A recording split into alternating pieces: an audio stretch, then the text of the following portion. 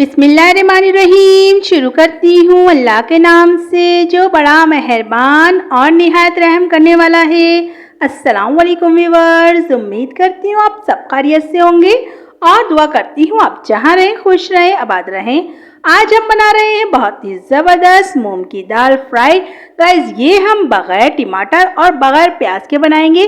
तो चलिए guys time ज़ाया किए बगैर हम इसको बनाना स्टार्ट करते हैं। हमें जो सामान चाहिए हम वो नोट कर लेते हैं।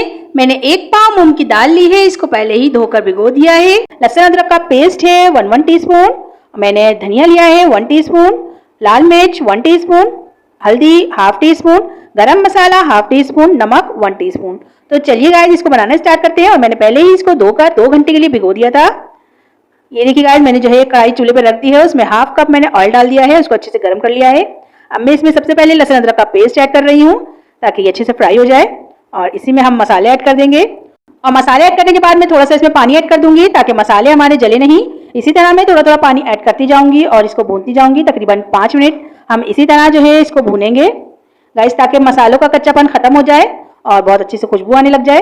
ये देखिए मैंने दोबारा से पानी ऐड करा है और मैं इसको चलाते हुए भून रही हूँ। और फ्लेम को मैंने मीडियम रखा हुआ है, हाई नहीं रखना है ताकि ये साइडों से जले नहीं। ये देखिए गाइस कितना ज़बरदस्त मसाला हमारा भुन गया है और मैंने दोबारा इसमें थोड़ा सा पानी ऐड कर दिया है।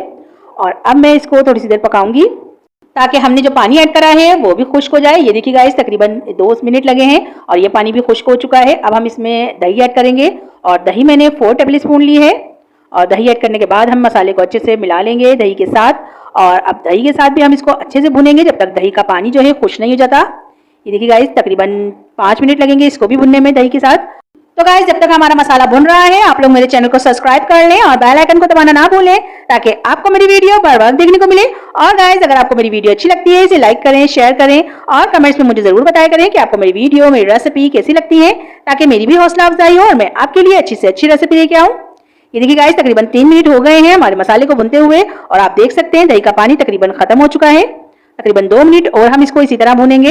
ये देखिए गाइस मसाले को पकते हुए 2 मिनट और हो गए थे और अब हमारा मसाला बिल्कुल तैयार है। आप देख सकते हैं ये भुन चुका है बिल्कुल।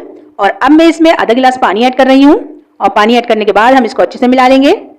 और अब हम जो है इसमें जो है दाल ऐड कर देंगे जो हमने 2 घंटे पहले ही भिगो कर रखी हुई थी। गाइस मैंने इसमें पानी ज्यादा ऐड नहीं करा है क्योंकि मैंने दाल को पहले ही 2 घंटे पहले भिगो लिया था, तो इसीलिए मैं इसको जो है ज्यादा पानी में नहीं पकाऊंगी। ये देखिए गाइस मैंने जो है इसमें दाल ऐड कर दी है। और आप लोग भी अगर 2 घंटे पहले दाल को भिगोएं तो पानी कम डालिएगा।